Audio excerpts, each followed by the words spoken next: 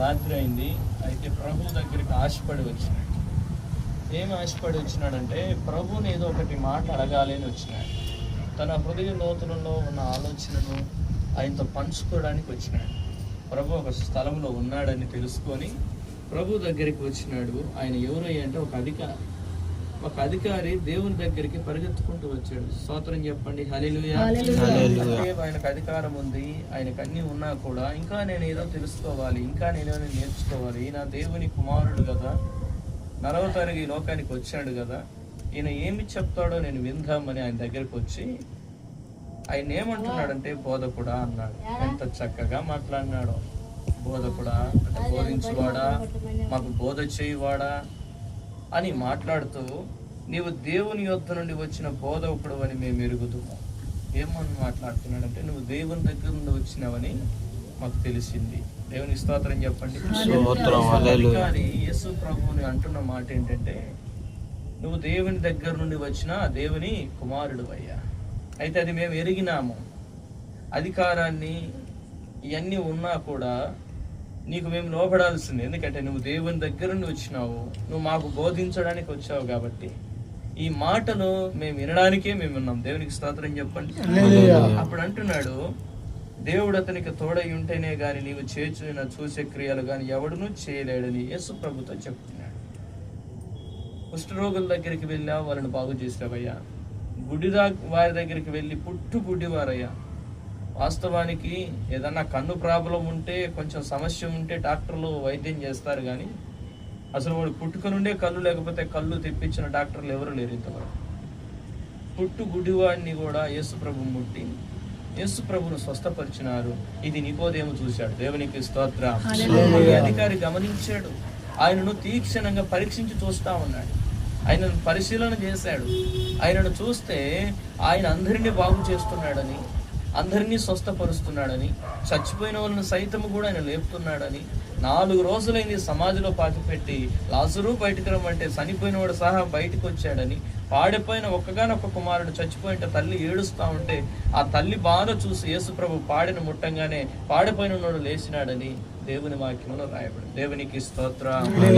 ఒక వివాహానికి యేసు ప్రభుని పిలిస్తే ఆ వివాహంలో ద్రాక్షరసం అయిపోయింది. యేసు ప్రభు రాతి బాణంలో నీళ్లు పోయండి అని ఆ నీళ్లను ద్రాక్షరసంగా మార్చినాడు. దేవునికి స్తోత్రం. ఆయన ఏ స్థలంలో అడుగు పెడితే ఆ స్థలంలో వాళ్ళు దీవించబడుతూ ఉన్నారు. వాళ్ళు ఏ పరిస్థితిలో ఉన్నారో ఆ పరిస్థితులను కనుగొని వారికి ఆశీర్వాదాన్ని దేవుడు పంపిస్తూ వచ్చాడు. ఆ వివాహంలో ద్రాక్షరసం అయిపోయింది. అందరూ పెద్దవారు అందరూ వచ్చారు, అధికారులు అందరూ వచ్చారు, ఘనంగా జరుగుతుంది. కానీ ఏమి లాభం? సగం మందికి ద్రాక్షరసం పోసారు, సగం మందికి పోయలేదు. అయిపోయింది అంటే ఎంత అవమానం. కానీ అక్కడ ఎటువంటి అవమానం జరగకుండా దేవుడు అద్భుతం చేశాడు. కారణం ఏమిటంటే ఆ కుటుంబ సభ్యులు అందరిని పిలిచినట్టుగానే యేసు ప్రభుని కూడా పిలిచారు. దేవునికి స్తోత్రం. అంటే యేసు ప్రభుని పిలువడం ద్వారా, ఆయన వచ్చుట ద్వారా అక్కడ ఏం జరిగిందంటే వాళ్ళకి రావాల్సిన అవమానం, వాళ్ళకి జరగవలసినటువంటి అవన్నీ తొలగిపోయాయి. ఎందుకంటే ఆ కొదవులు ఆయన తీర్చాడు, ఆ కొరతలు ఆయన తీర్చాడు. ఎప్పుడైతే మన జీవితంలోనికి ఆయనను పిలుస్తామో, ఎప్పుడైతే మన పనిబాటలు మనం చేస్తూ ప్రభువు నువ్వు సహాయం చేయమని ఆయన సహాయాన్ని మనం కోరుతామో, ఎప్పుడైతే మనం ప్రారంభిస్తున్న ప్రతి పనిని ఆయనకు అప్పచెప్తామో, అక్కడ ఏదైనా సమస్య ఉన్నా కూడా ఆ సమస్యలో పడిపోకుండా మనకు సహాయం ఆయన ద్వారా అందుతుంది. దేవునికి స్తోత్రం.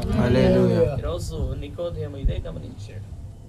నువ్వు దేవుని దగ్గర నుండి వచ్చినావని మాకు అర్థమైందయ్యా, అయితే బోధకుడు అని మాకు అర్థమైపోయిందయ్యా. అయితే ఎన్ని అద్భుతాలన్నీ చూశాడు, ఆశ్చర్యకార్యాలన్నీ చూశాడు. వాస్తవానికి 10 మంది కుష్ఠరోగులు ఉంటే ఊరిలోకి రానియట్లేదు. వాళ్ళు ఎందుకు రానియట్లేదు అంటే వాళ్ళు వస్తే యాళ్ళ కుష్ఠరోగం ఊరందరికీ అంటిస్తారు అనేసి ఊరు బయటగా వాళ్ళని ఉంచేవాళ్ళు. వాళ్ళకు ఒకవేళ ఆహారం కావాలంటే తీసుకుపోయి ఎవరొకళ్ళు అక్కడ దూరంగా పెట్టి వచ్చేవాళ్ళు. వాళ్ళ ఒక కుష్ఠరోగులు ఊరు బయట ఉన్నారు. కుష్ఠ రోగులలో వాళ్ళకి సంబంధించిన వారికి ఏదైనా ఫంక్షన్లు కానీ ఏదైనా పెళ్లిళ్ళు కానీ జరుగుతున్నాయి అనుకోండి ఊర్లో, వాళ్ళతో కలిసి ఉండడానికి, వాళ్ళతో కలిసి భోజనం చేయడానికి అవకాశం లేదు. ఇప్పుడు వారిని వేరు చేసింది ఏంటి అంటే ఒక రోగం వేరు చేసింది, కుష్ఠ రోగం. ఒక రోగం ఉండటం ద్వారా నువ్వు మా దగ్గరికి రావద్దు, ఊరు బయటనే ఉండు.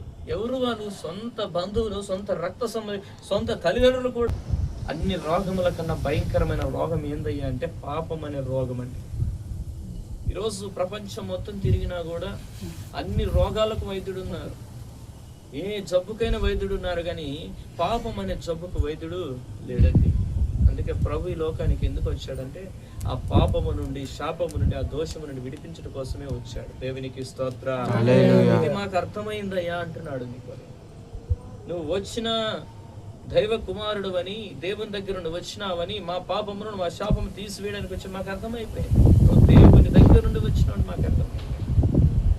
ఈరోజు ఈ సంగతిని మనకు అర్థం కావాలి.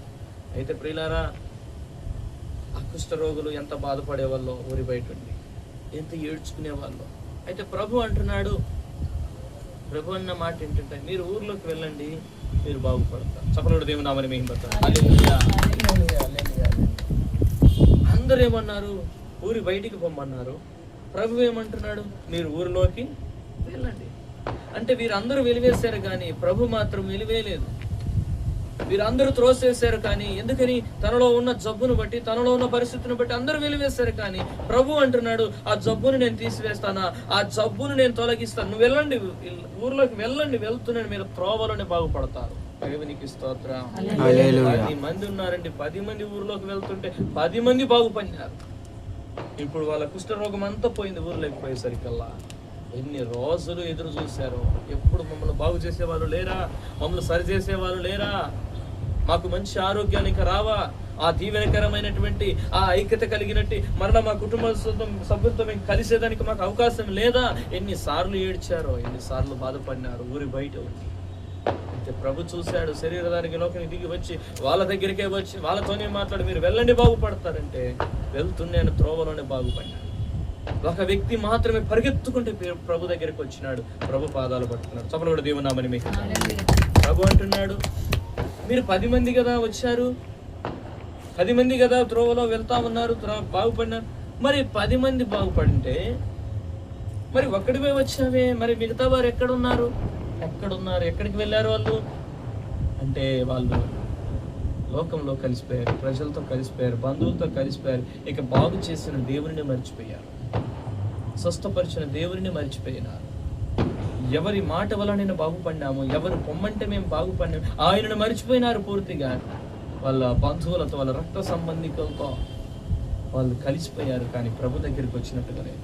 దేవుడు కోరుకునేది ఏంటంటే కృతజ్ఞతాభావం కలిగి ప్రభు దగ్గరికి తిరిగి రమ్మని ప్రభు కోరుతున్నాడు. దేవునికి స్తోత్రం. హల్లెలూయా. పనికి పంపిస్తాడు, ఆశీర్వాదిస్తాడు. ఆశీర్వాదించింది మరలా నువ్వు దేవుని దగ్గరికి వస్తే దేవుడు అది చూసి సంతోషపడి ఆయన తీసుకోడు, ఆ మరలా నీకే ఇచ్చేస్తాడు. దేవునికి స్తోత్రం. హల్లెలూయా. ఆయన ఆశీర్వాదించేది. నీ దగ్గర ఏముంది అంటే 5 రొట్టెలు 2 చిన్న చేపలు తీసుకురండి. తీసుకొచ్చారు. శిష్యులు అంటున్నారు, ఇంతమందికి పంపించేద్దామయ్యా, ఎక్కడ పెడతాం ఇంతమందికి భోజనాలు, ఇంతమందికి ఆహారము అంటే? మీ దగ్గర ఏముంది? అదొక చిన్న పిల్లవాడి దగ్గర 5 రొట్టెలు 2 చిన్న చేపలు ఉన్నాయంట ప్రభు అంటే. సరే అవి తీసుకురండి. తీసుకొచ్చి ప్రభు చేతి తీస్తే ప్రభు ఆకాశం వైపు ఇలా చాపి ఆశీర్వాదించి అందరికి పంచిపెట్టే ఇలా అద్భుతంగా 5,000 మంది తినగా ఇంకా 12 గంపల నుండి మిగిలిన దేవుని వాక్యం. దేవునికి స్తోత్రం. చెప్పండి దేవుని. ఎంత ఆశ్చర్యకార్యం. ఇవన్నీ వాస్తవాలని దేవుని వాక్యం సెలవిస్తుంది. చరిత్ర కూడా చెప్తుంది. ఇప్పుడు మనం భూమి కొనాలన్నా, ఇల్లు కొనాలన్నా అది క్రీస్తు పూర్వమా, క్రీస్తు శకమా అంటారు. అంటే క్రీస్తు అనేది వచ్చినాడు అనేది వాస్తవం చరిత్ర చెప్తుంది. క్రీస్తు అనే మాట అది లేకుండా మనం ఏ భూమి కొనలేము, ఏ ఇల్లు కొనలేము, మన క్యాలెండర్ కూడా చెప్పలేము.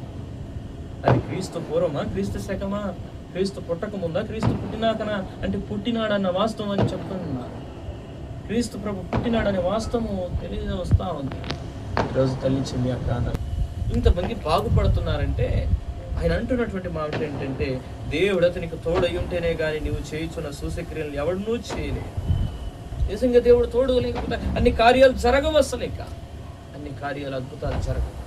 ఇలారా ప్రకాశం జిల్లాలో అగ్రహారం అనే గ్రామం దగ్గర వాళ్ళు పనులకు వెళ్ళారు. పనులకు వెళ్ళిన దగ్గర పనులు చేసుకుంటా